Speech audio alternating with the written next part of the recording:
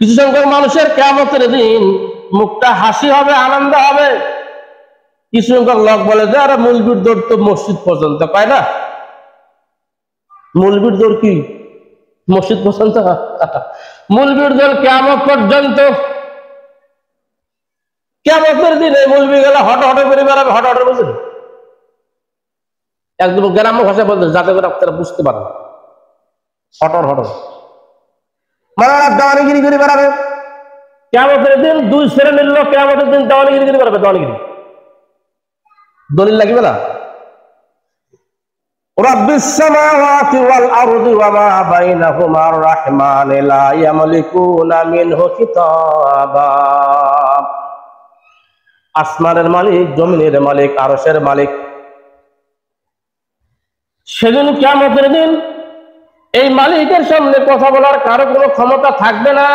লা ইয়ামলিকুনা, কারো কোনো ক্ষমতা কথা বলার কোনো থাকবে না। সেদিন কারো কোনো কথা বলার মতো শক্তি থাকবে না।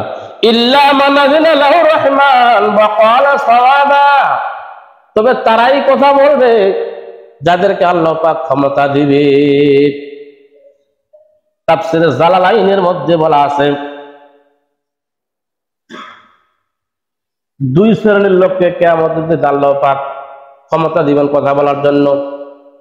এক নম্বরে হলো কোন এক ব্যক্তি তার জীবনে এমন একটা ভালো কাজ করেছে, সেই কাজটা আল্লাহর কাছে খুবই পছন্দনীয় হয়েছে।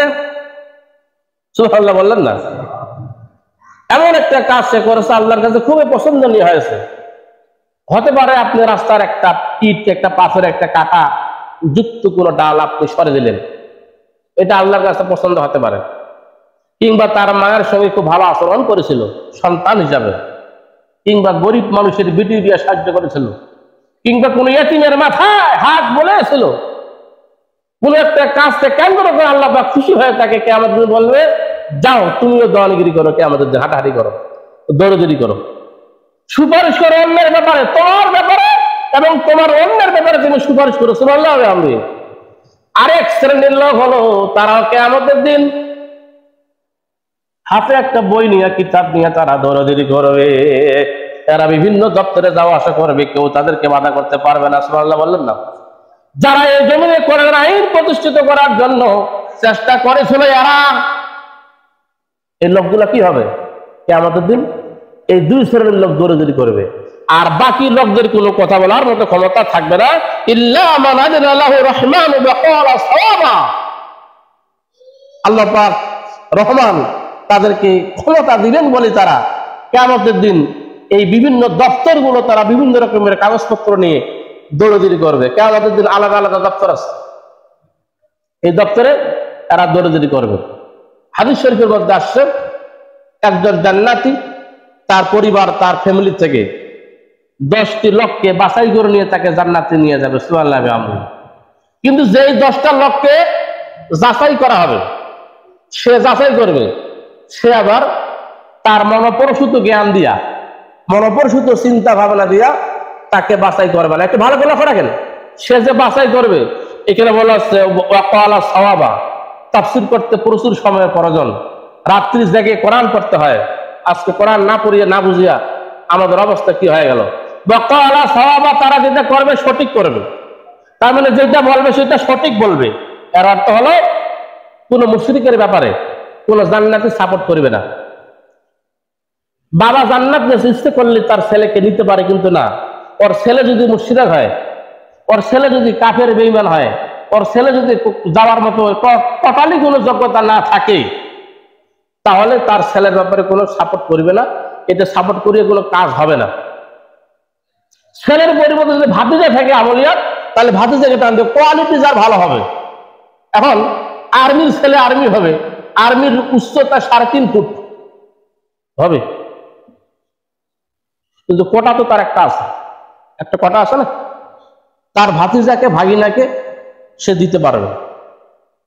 ধরেন বিষয়টা, এই লোকটা কিয়ামতের দিন তার জান্নাত দেওয়ার ফয়সালা হয়ে যাওয়ার পরে 10টা মানুষকে যে টান দিবে, আপনার ওই যেমন তেমন কোন মানুষকে টান দেওয়ার মতন ক্ষমতা তার থাকবে না, তাকে সে টান দিবে না।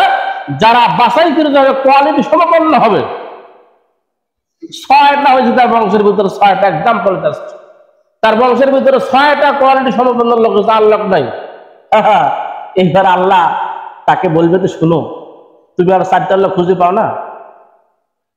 তোমাকে মহব্বত করেছিল দিনের জন্য যে ব্যক্তিটা, সেই ব্যক্তিকে তুমি টান দাও। সুবহানাল্লাহ। দিনের খাতিরে যে বন্ধুত্ব সৃষ্টি হয়েছে, দিনের খাতিরে মানে কোরআনের কারণে, আল্লাহ আল্লাহ রাসূলের কারণে যার সাথে বন্ধুত্ব সৃষ্টি হয়েছে, তুমি তাকে নাও। কোন নবীর নামের সঙ্গে কোন ব্যক্তির নামের মিল আছে, তুমি তাকে নাও। সুবহানাল্লাহ।